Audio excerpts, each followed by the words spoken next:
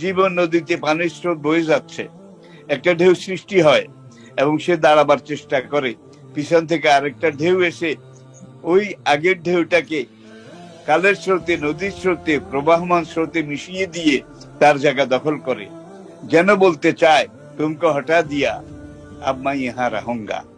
কিন্তু 3 নম্বর তার পিছন থেকে যে ঢেউটা আসতেছে সেটার কথা কেউ চিন্তা করে না।